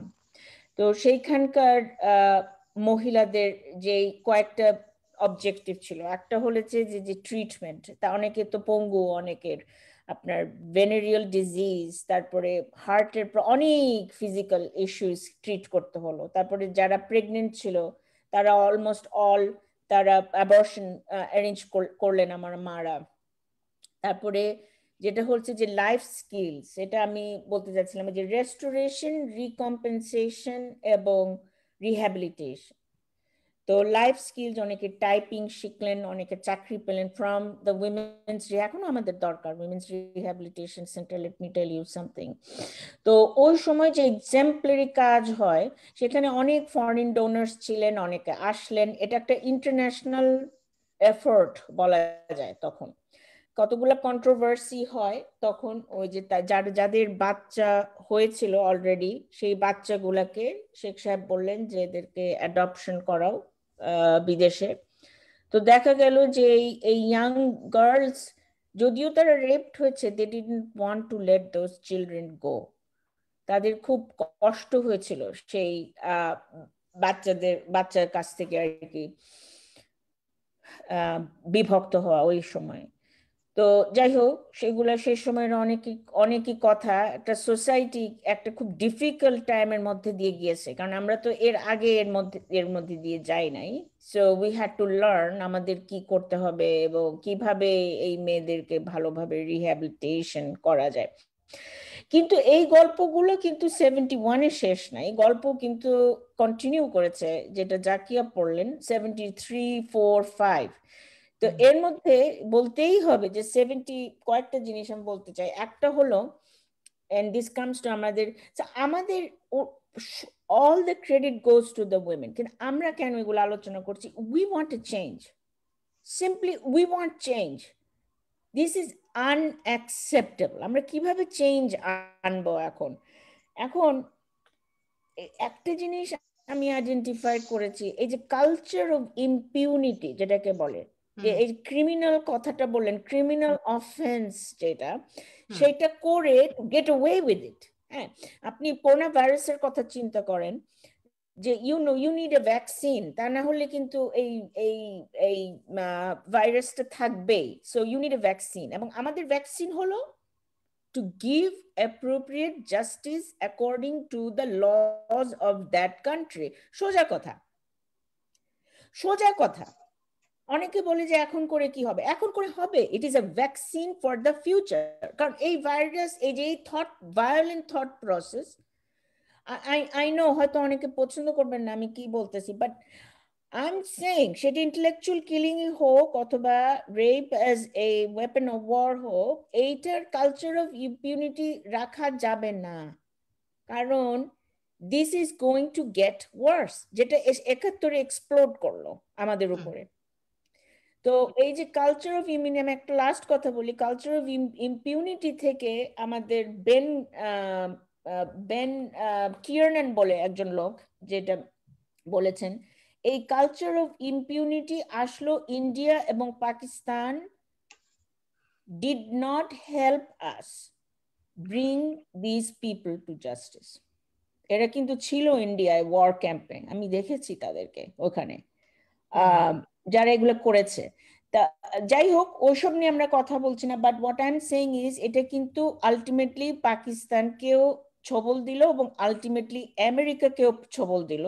কারণ এখন কন্টেম্পোরারি থিওরি বলছে যে কালচার অফ ইম্পিউনিটি থেকে আল কায়দা তৈরি হয়। 71-এর কালচার অফ ইম্পিউনিটি থেকে আল কায়দা তৈরি হয় ওই রিজনে, স্পেশালি পাকিস্তান এবং Afghanistan, from the culture of violence and getting away with it.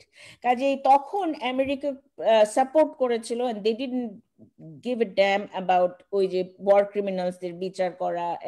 এখন আমরাও পারি নাই আমরা সেরকম অ্যাডভোকেসি করতে, কিন্তু দেখেন ওয়ার্ল্ড কিন্তু বারবার ওইখান থেকে ছবল পাচ্ছে।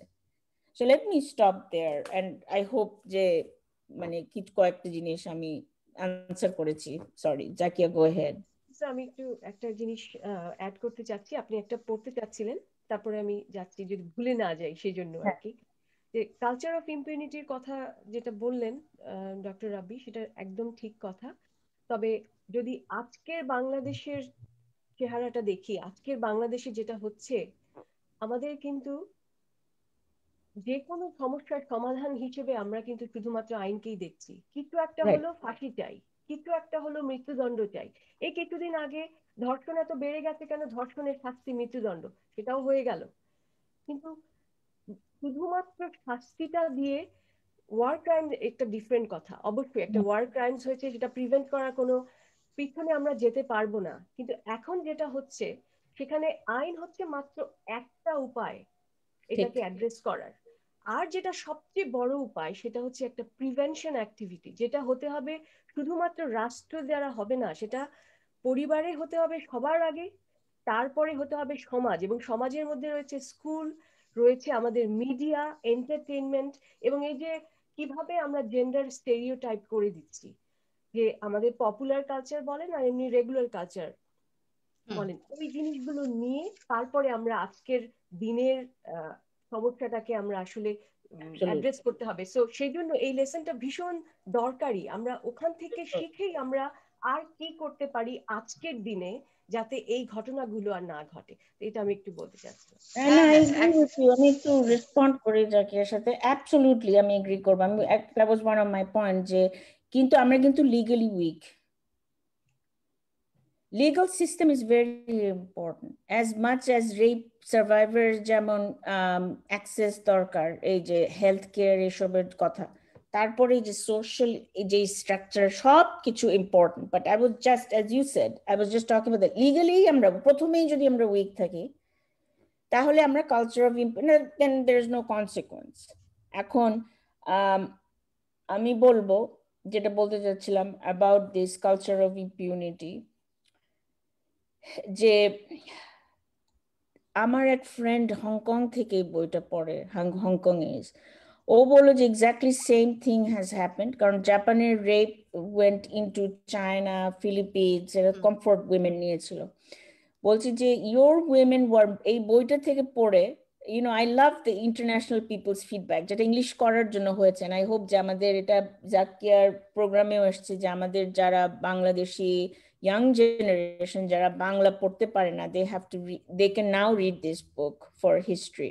তো ও বললো যে ওই এই মেয়েগুলা were more educated than the average Chinese at that time, কিন্তু society was backwards.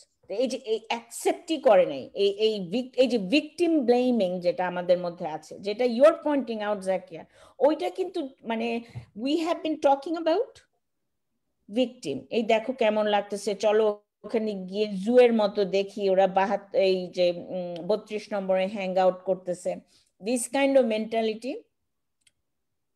সেজন্য social and education reform is very important. আর আরেকটা হলো যে ওই যে সিঙ্গাপুরে, if you see, Singapore is a country like that, আমাদের যে অনারেবল প্রাইম মিনিস্টার, উনি অনেক কিছুই করেছে। Culture of impunity can be stopped.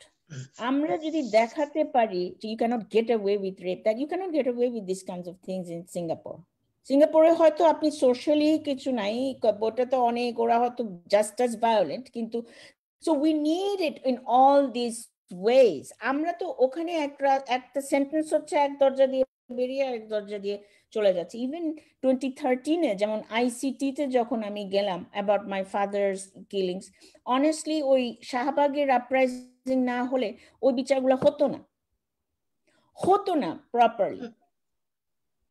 রাজা হুম We হতো না। have to hold these people. সেটা past-এই হোক, present-ও হোক. But I totally agree with you. I just wanted to হ্যাঁ একদম make আমিও another case for hmm that. না না আমিও একদম একমত জাকিয়ার সঙ্গে নুসরাত আপার সঙ্গে ডেফিনেটলি। আমি জাস্ট দুটো জিনিস পয়েন্ট আউট করতে চাইছি। সে সময় 72-এ দুটো ল চেঞ্জ করা হয়েছিল দেশে। একটা হলো আবর্ষণ ল আর একটা হলো অ্যাডপশন ল, যাতে করে যুদ্ধ শিশুদেরকে অ্যাডপ্ট করা যেতে পারে এবং মানে যারা চাইছিল না যুদ্ধ শিশুদেরকে তাদের কিন্তু টার্মস ফুল টার্মস নিয়ে গেছে তাদের প্রেগন্যান্সিকে, তাদের বাচ্চাদেরকে যাতে অ্যাডপশন করা যায় ও সেটার একটা ল চেঞ্জ হয়েছিল যে করা যাবে। আরেকটা ল ছিল যে অ্যাবর্শন ল ছিল না আমাদের সেই সময়ে দেশে, এই কারণে মুজিব গভর্নমেন্ট তখন সেটা করেছেন, তারা এই ল দুটো চেঞ্জ করেছেন। আরেকটা কাজ করেছিলেন সেটা হলো যে আপনি যেটা বললেন যে তাদেরকে ট্রেনিং সেন্টার গুলো তৈরি করে তাদেরকে মানে নানা রকমের কোর্স গুলো করানো, সেক্রেটারিয়াল কোর্স থেকে শুরু করে যারা একটু এডুকেটেড তাদেরকে secretarial course, typing, short hand এগুলো শেখানো, এবং বিভিন্ন অফিসে বা এয়ারলাইন্সে অথবা হ্যাঁ ওদেরকে প্লেসমেন্ট করা হয়েছিল, চাকরি দেওয়া হয়েছিল। আর যারা নাকি হাতের কাজগুলো জানতেন, সূচিকর্মগুলো জানতেন, তাদের জন্য তাদের শিক্ষাটাও হচ্ছিল এবং তাদের জন্য কিন্তু কারিতাস এগুলোকে তৈরি করা হয়েছিল সেই সময়টাতে। যদি এবং সেই সময়ে হামিদা হোসেন, রুবি গাজনবী এরা ছিলেন ওই সময়ে করছিলেন। একটা প্যারাগ্রাফ শুধু আমি পড়বো ম্যারিয়ান শোলজ এর লেখা থেকে। এটা এত পাওয়ারফুল আমার কাছে মনে হয়েছে যখন নাকি মেয়েদেরকে নিয়ে আসা হচ্ছিল ক্যাপটিভিটি থেকে, হানাদার বাহিনীর পাক হানাদার বাহিনীদের কাছ থেকে নিয়ে যাওয়া হচ্ছিল, যখন তারা সারেন্ডার করে ফেলেছে কিন্তু ক্যান্টনমেন্টে রেখে দিয়েছিল মেয়েদেরকে সেখানে। Malika Khan, the Secretary of Girl Guide Association, made her first trip into the cantonment to MP hostel in Nakhalpara on December 20 or 21 and brought out several women who had been held there.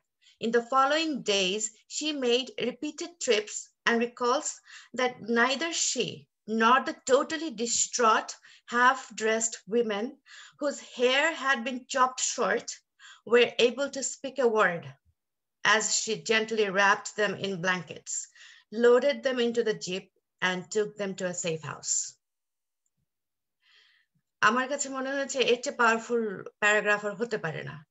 হ্যাঁ মানে সে সময়ে কোনো কিছু না বলেও এতটা বলে ফেলা যে কি ছিল সেই সময়ে ওই নারীদেরকে যাদেরকে রেস্কিউ করা হয়েছিল।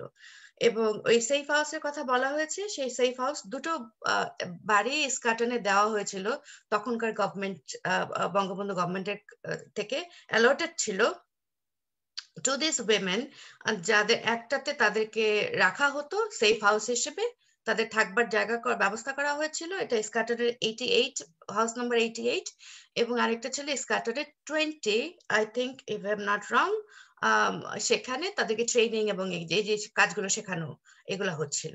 এই দুটো কাজ, দুটো বাড়ি তা বরাদ্দ ছিল এই বীরাঙ্গনাদের জন্য।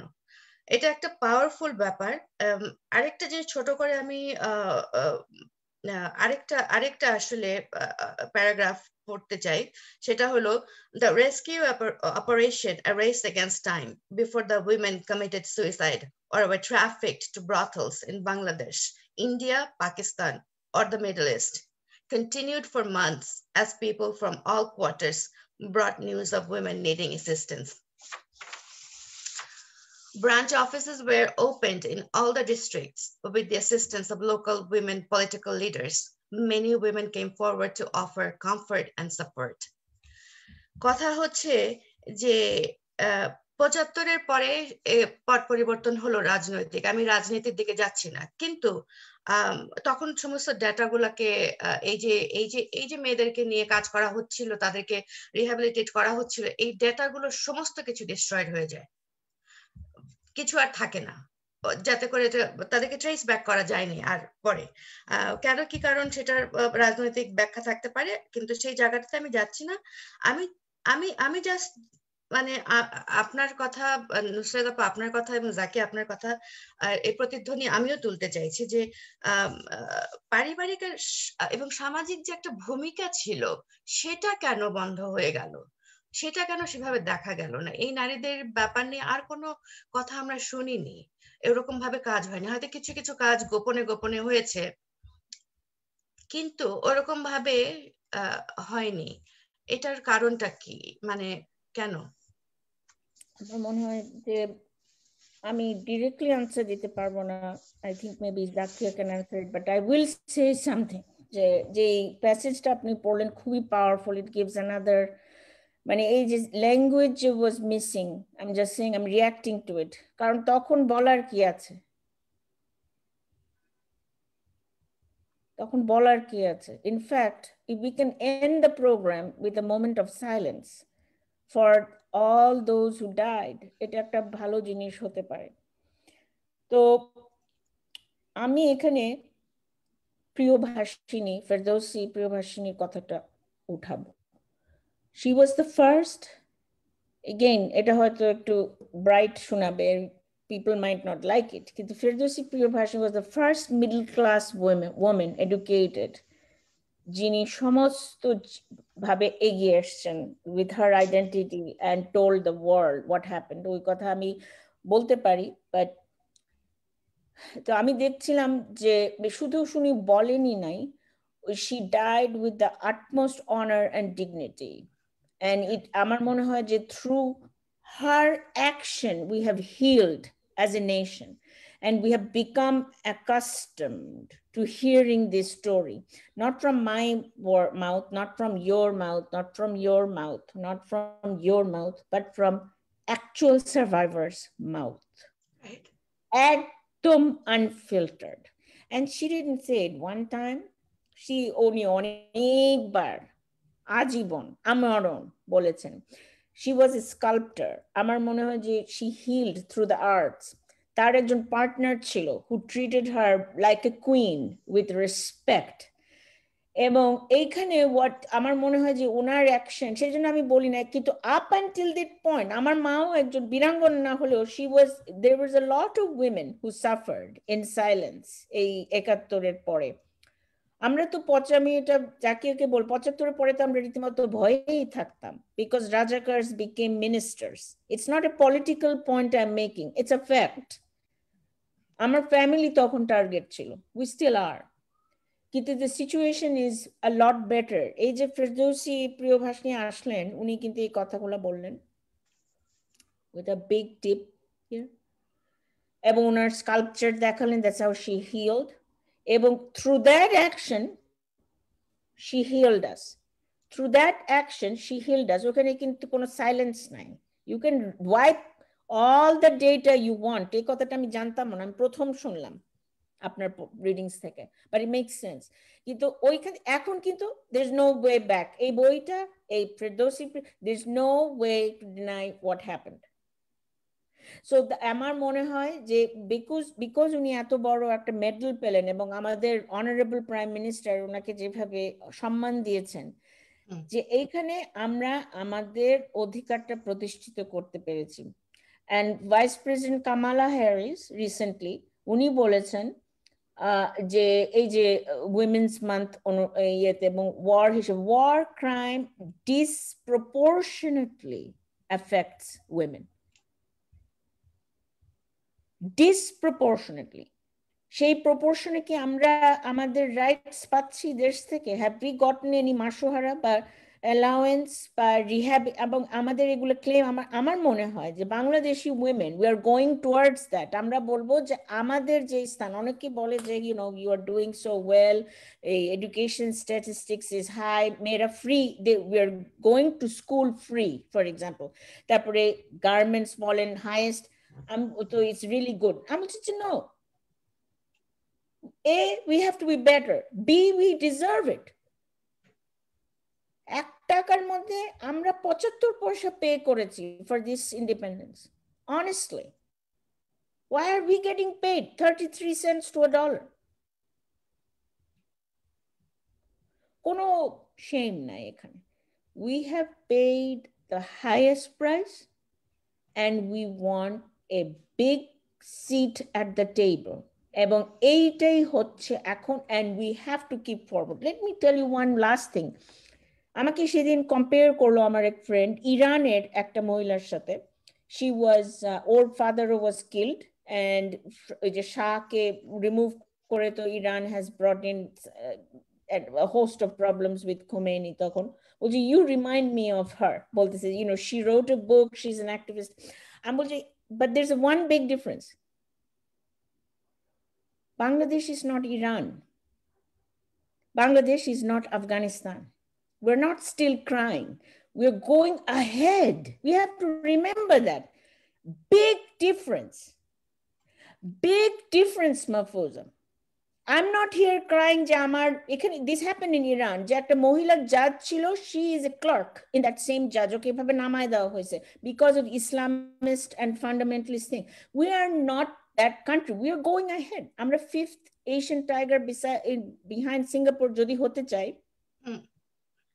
We have to keep going. Sejonno ami ei history gulo bol. Let me stop there. I was excited. হ্যাঁ বলেন। আমি আসলে অ্যাবসলিউটলি নুসরাত আপার সাথে এগ্রি করি যে আমরা তো অনেক দূর এগিয়ে এসেছি, অনেক কিছুতে এগিয়ে এসেছি। এমনকি এই যে বীরাঙ্গনাদের নিয়ে আমরা কথা বলছি, এইরকম একটা ফোরামে আমরা কথা বলছি, তাদের গল্পগুলো পড়ছি, তাদের জীবন কাহিনী পড়ছি। এবং আমি গতকাল দেখলাম যে বাংলাদেশে তো এখন আসলে 50তম বার্ষিক হিসেবে অনেক ধরনের অনুষ্ঠান হচ্ছে।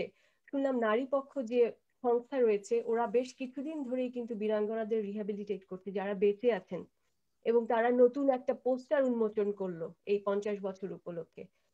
এবং কিভাবে তারা বিভিন্ন কয়েকজনের ভিডিও দেখালেন যারা পোস্টার দেখে কি অনুভূতি, কিন্তু এরা কোনো অনুভূতি বলতে পারছে না, কারণ তারা এত বেশি প্রতিদিনকার যে জীবন সেখানে এত যুদ্ধ যে পোস্টার দেখে কোনো অনুভূতি হবার মতন অবকাশই নেই। তাই পোস্টারটা দেখেই আবার ঘুরে গেল, কালকে কি হলো, পরশু কি হলো, ওই রকম অবস্থা। কিন্তু তারপরেও আমরা অনেক দূর চলে এসেছি। আমার মনে হয় যে এখন এই বীরাঙ্গনাদের দিক থেকে বলতে গেলে নুসরাত রাব্বি, আমরা যেমন গর্ব করে বলছি মুক্তিযোদ্ধার সন্তান, শহীদ বুদ্ধিজীবী সন্তান, একজন বীরাঙ্গনার সন্তান যদি এরকম গর্ব করে বলতে পারে তখন বুঝতে পারবো যে আমরা আসলে কতটা এগিয়েছি। আমরা কিভাবে এই যে ধর্ষণ, যে যার এই অপরাধটা ঘটছে এটা তার কোনো খুঁত হয়নি, তার কোনো কলঙ্ক হয়নি, যে করেছে তারই কলঙ্ক হয়েছে। ঠিক, একদম একদম, মানে অ্যাবসলিউটলি আমি আপনার সঙ্গে একমত জাকিয়া। সত্যি সেই দিনটি হবে আসলে আমাদের জন্য কাম্য, যেদিন আমরা বলতে পারবো একজন বীরাঙ্গনার সন্তান আমি, এবং এইটি সমাজে অ্যাকসেপ্টেড হবে। মাহফুজা আমি এটা বলি যে আমরা তাদের লিনিয়েজ, আমরা যেমন ইন্টেলেকচুয়ালদের প্রজন্ম, আমরা বীরাঙ্গনাদের প্রজন্ম।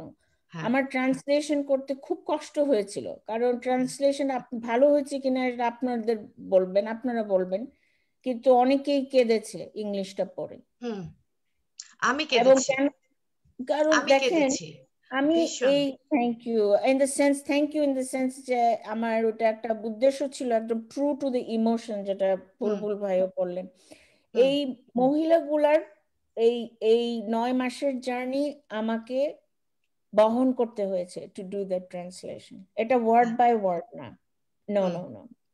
এবং আমি সবসময় বলি যে দে মেক মি প্রাউড, এবং আমি তাদের প্রজন্ম, এবং আমরা সবাই তাদের প্রজন্ম। সেজন্য এদের রক্তে, আমার বাবার রক্তে যেমন, এদের রক্তে দিয়ে আমরা উঠেছি, আমরা এখন গর্ব করে বলতে পারি আমরা সামনে যাব।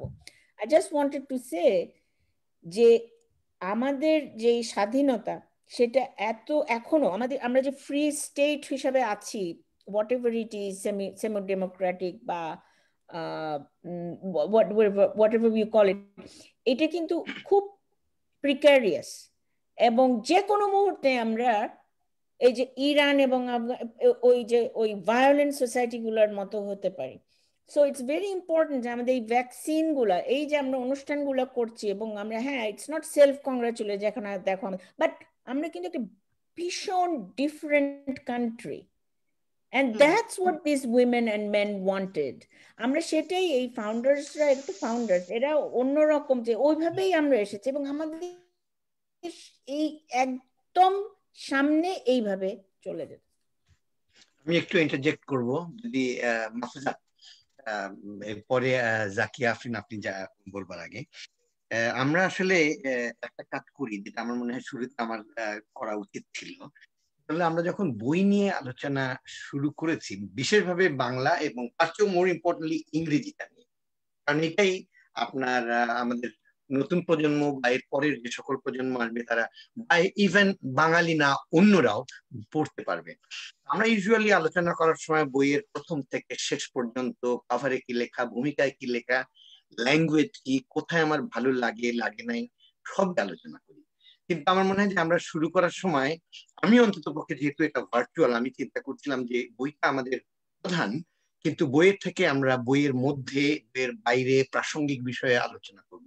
আমার মনে হয় ওই দিকেই যাচ্ছিলাম। কিন্তু একটা কথা আমার বলতেই হবে, আপনি বললেন বলে প্রথমে আমি দুঃখ প্রকাশ করে নিচ্ছি, কিন্তু বইয়ের যতটুকু অংশ আমি পড়েছি, আমার মনে হয় আমি মাহফুজাকে একটা কমেন্টই করেছি যে আমি যদি একবারে পড়তে পারা যায় বাংলা বইয়ের মতো, এত লুসিড ল্যাঙ্গুয়েজ এবং এত ভিশনারি আপনার লেখাগুলো, মানে I could visualise the translation বাংলাটা এবং কি ঘটেছিল সেটা।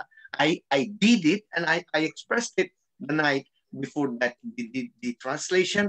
এক একজনের এক এক রকম মন্তব্য হতে পারে, কিন্তু আমার মন্তব্য, it is done perfectly, it has really done the way Bangla has been written. সুতরাং ওই দিক থেকে আমি অসম্ভব রকম কৃতজ্ঞ, এবং আমার মনে হয় আমাদের মতো যারা আছে তারা সবাই একই কথা বলবেন, ইটস অ্যান এক্সেলেন্ট ওয়ার্ক যেটা আপনি করেছেন। Thank you. হ্যাঁ, আমি ডেফিনেটলি এই কথারই প্রতিধ্বনি তুলবো। আমি যখন পড়েছি, আমি প্রতি রাতে একটা করে গল্প পড়েছি।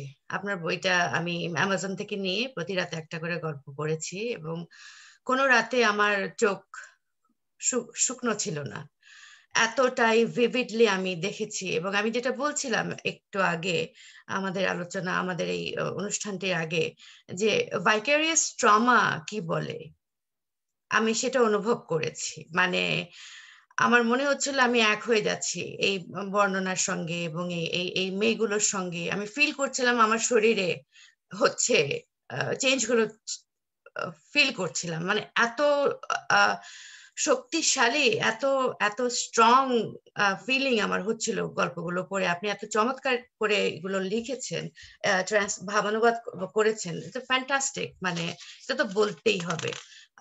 নুসরাত আপা, এবং আপনাকে অসংখ্য ধন্যবাদ যে আপনি এই কাজটি আমাদের জন্য এবং আমাদের ইতিহাসকে বাইরের পৃথিবীর কাছে তুলে ধরবার জন্য এই চেষ্টাটা আপনি করেছেন। এতগুলা বছর আপনি দিয়েছেন এই যে এই ইতিহাসটা যেন যায়, এটা একটা ট্রেমেন্ডাস ওয়ার্ক। এটাকে তো কনগ্রাচুলেট করতেই হবে, সাধুবাদ দিতেই হবে, এবং অসাধারণ কাজ, এটা বলতেই হবে। কাজেই সেই দিক থেকে আপনাকে অসংখ্য ধন্যবাদ। আজকে ডক্টর জাকিয়া আফরিন, জাকিয়া, আপনাকেও অসংখ্য ধন্যবাদ। আপনি যে কাজগুলো করছেন বে এরিয়াতে, আপনি জেন্ডার ভায়োলেন্স এবং ডোমেস্টিক ভায়োলেন্স নিয়ে আপনি পড়াচ্ছেন, আপনি ল প্রফেসর একটা ইউনিভার্সিটিতে পড়াচ্ছেন, সেখানে ল নিয়ে পড়াচ্ছেন। এই যে কাজগুলো করছেন আপনার অদ্বিতীয়া সবকিছু নিয়ে, এগুলো কিন্তু একটা একটা ব্যাপার আমাদেরকে বলে যে আমরা সচেতনতা জায়গাটাতে কোথায় এসে পৌঁছাইছি, তাই না? আমরা পৌঁছেছি, ওই জায়গাটাতে চলে এসছি। আমরা কিন্তু এখন নিজেরা সচেতন হয়েছি, সচেতনতা যাতে অন্যদের মধ্যে সংক্রমিত হয় সেই চেষ্টাটা করে যাচ্ছি। নুসরাত আপা যেটা করেছেন, আপনি যেটা করছেন, আমি ছোট করে আমি এখান থেকে যেটুকু করছি সেটুকু, মানে আমি professionally gender violence, domestic violence নিয়ে কাজ করছি, সেটার কথা বলছি। সেই কাজগুলো কিন্তু আমরা করে যাচ্ছি, এবং এবং এই যে ব্যাপারগুলো, কাজে আমরা এগিয়েছি ডেফিনেটলি। আর আরেকটা জিনিস যে এই যে ব্যাপারগুলো আমরা বলতে চাই না, আমরা বীরাঙ্গনার প্রজন্ম, এই যে কথাটা বললেন নুসরাত আপা, এটা অসাধারণ একটা শক্তিশালী কথা। আমার তো মনে হয় আজকের অনুষ্ঠানের এইটাই আমাদের টেক অ্যাওয়ে হবে, যে আমরা বীরাঙ্গনার সন্তান। আমরা যেমন ইন্টেলেকচুয়াল, মার্টার্ড ইন্টেলেকচুয়ালের সন্তান, মুক্তিযোদ্ধার সন্তান, ঠিক তেমনি আমরা বীরাঙ্গনার সন্তান। Thank you. এন্ড রাকিব ঠিক বলেছেন, মাহফুজা আমাকে ইমোশনাল করে দিলেন আপনারা সবাই। আর আরেকটা জিনিস যে ডক্টর জাকিয়া কন উনি কিন্তু আমাকে খুঁজে বের করেছেন এবং সেই জন্যই কিন্তু আপনাদের সাথে আমার কানেকশন। কাজেই দেখেন যে আমরা যারা এই বীরাঙ্গনাদের প্রজন্ম হিসেবে অলরেডি ফিল করি, সেই জন্য এই কানেকশন গুলা হচ্ছে এবং তাদের স্মৃতি এবং তাদের অবদান এবং তাদের স্যাক্রিফাইস যেন আমরা ধরে রাখতে পারি and we make them proud with our work. Absolutely. Absolutely. আমি শেষ কথা যদি জাকিয়া বলতে চান বা নুসরাত আপা বলতে চান বলে আমি শুধু একটা জায়গায় একটা কবিতা পড়তে চাই, আমার খুব ফেভারিট একটা কবিতা। জাকিয়া নুসরাত আপা আপনি মায়া আঞ্জেলোকে কোট করেছেন বিভিন্ন জায়গায়। ডেফিনেটলি মায়া আঞ্জেলো আমাদের জন্য, আমাদের মেয়েদের জন্য, নারীদের জন্য একটা বিশাল ব্যাপার আমি মনে করি। তার ভয়েস এবং তার যে অ্যাডভোকেসি, তার যে অ্যাক্টিভিজম, এটা আমাদের জন্য ইন্সপিরেশনের একটা ব্যাপার। আমার কাছে তো সেই লেট 90s থেকে আমি তার বিশাল ফ্যান। তো যে কবিতাটা আমি একটুখানি পড়তে চাইছি, সেই কবিতাটা বেসিক্যালি এটা this is a tribute to the women of যারা নাকি এভাবে অত্যাচারিত হয়েছেন তাদের জন্য বিভিন্নভাবে বিভিন্ন দেশে। এবং ফ্র্যাঙ্কলি স্পিকিং এটা নারীর জন্য একটা আমি মনে করি বিশাল ইন্সপিরেশনাল কবিতা। তা আমি কয়েকটা লাইন শুধু পড়বো। কবিতাটার নাম হচ্ছে still I rise. Maya Angelou. You may write me down in history with your bitter, twisted lies. You may trod me in the very dirt, but still, like dust, I'll rise.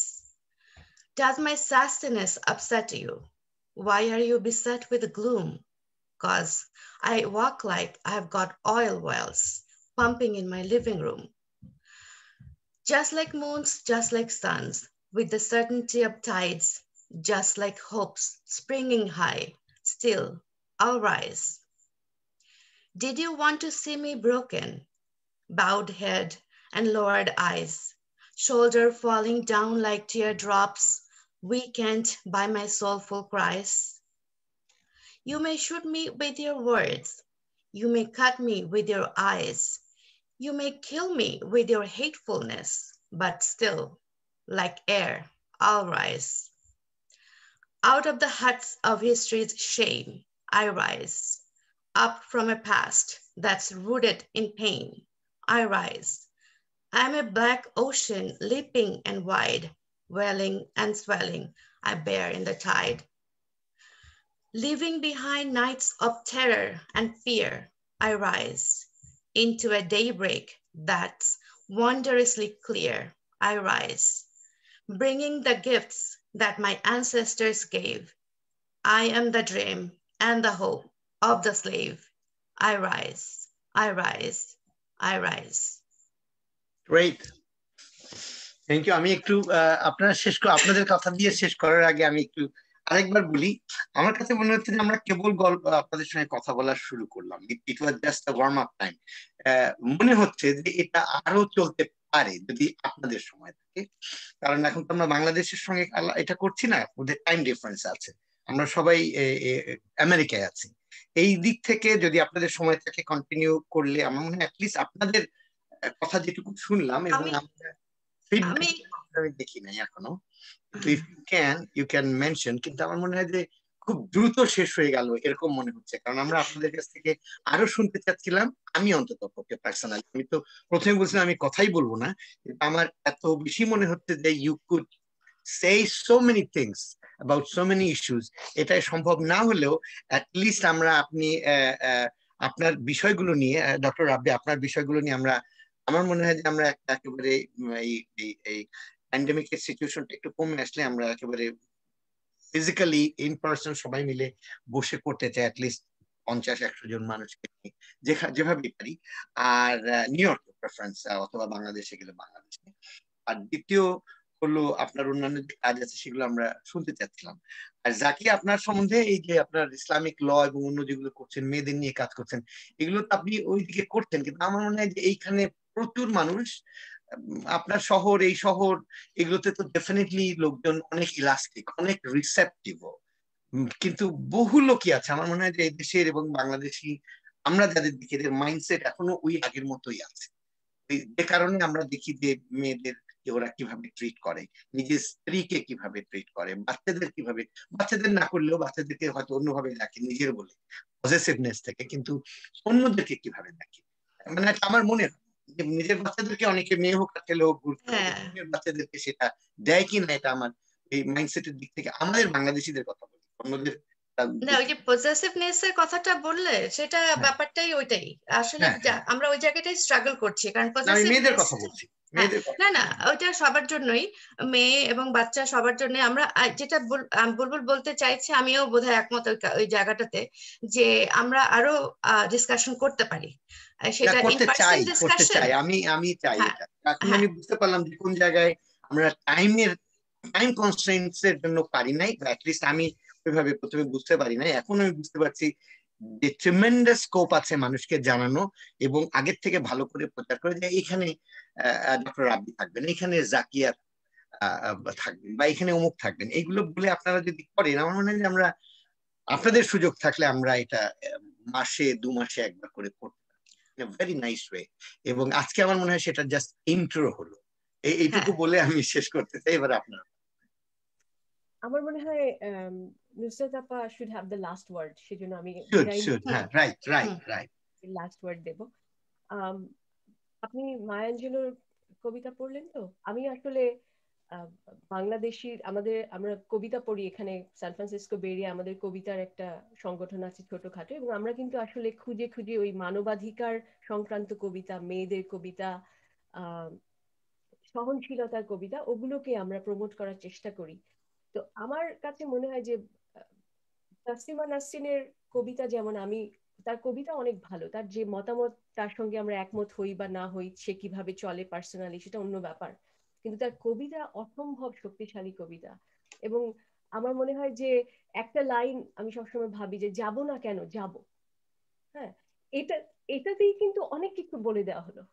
হুম, যাব, আমার যেখানে যাবার দরকার, মানুষের জন্য, নিজের জন্য, মেয়েদের জন্য হোক, সবার জন্য যেখানে আমার যেতে হবে, আমি কিন্তু সেখানে যাবই, তুমি আমাকে হুম, থামিয়ে রাখতে পারবে না। সেটা একটা জিনিস। আর এই আহ, আপনি যেটা বললেন যে আমাদের এখানেও এই ধরনের মানসিকতা তো অবশ্যই দেখা যায়। তো আমরা যেটা করি নিজেদের ছোট ছোট জায়গা থেকে যেটা করি, এই যে আমি বীরাঙ্গনা বলছি, এটা কিন্তু বে এরিয়াতে আমরা একটা বাংলা নাট্য একটা মেলা হয় কলকাতার এবং বাংলাদেশিদের নিয়ে, সেখানে আমরা এই 3টা গল্প আমরা পড়েছি 2010 সালে, এবং তখন অনেকে নতুন করে বইটার প্রতি আগ্রহ দেখিয়েছে।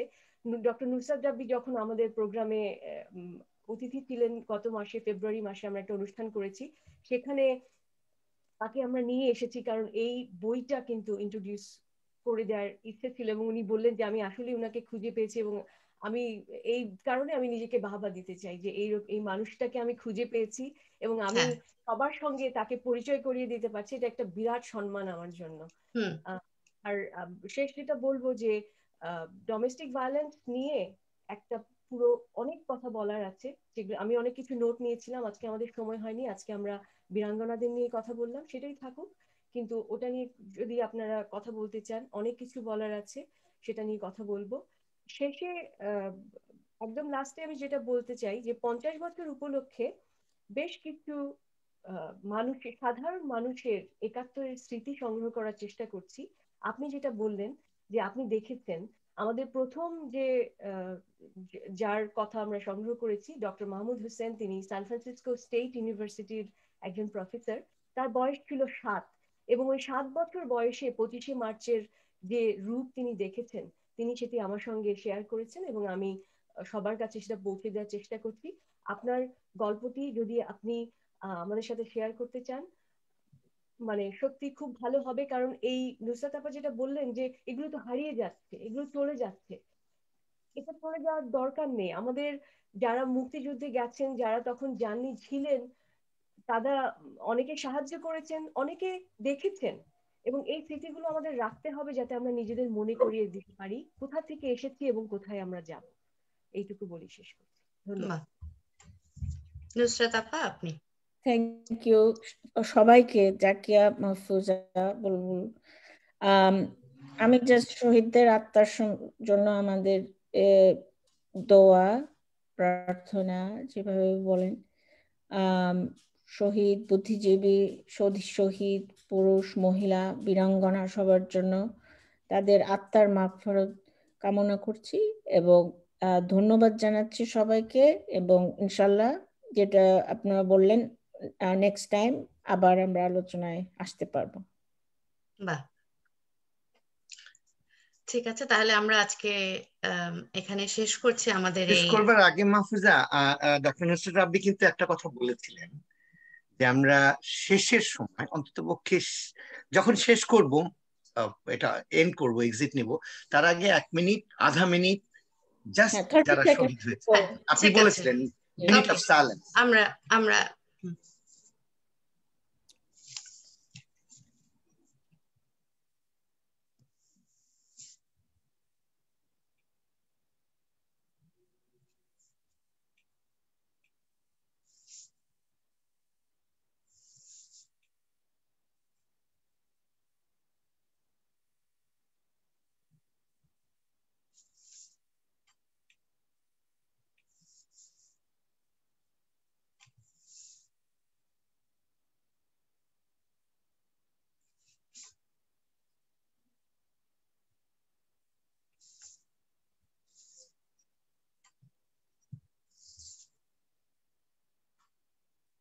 ঠিক আছে,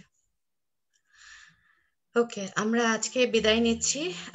আগামী আরো আরো অনুষ্ঠান, এই ধরনের অনুষ্ঠান করবার প্রত্যাশা নিয়ে অনেক ধন্যবাদ ডক্টর নুসরাত রাব্বি, ডক্টর জাকিয়া আফরিন এবং আশরাফুল হাসান আপনাকে। ভালো থাকবেন। ভালো থাকবেন সবাই।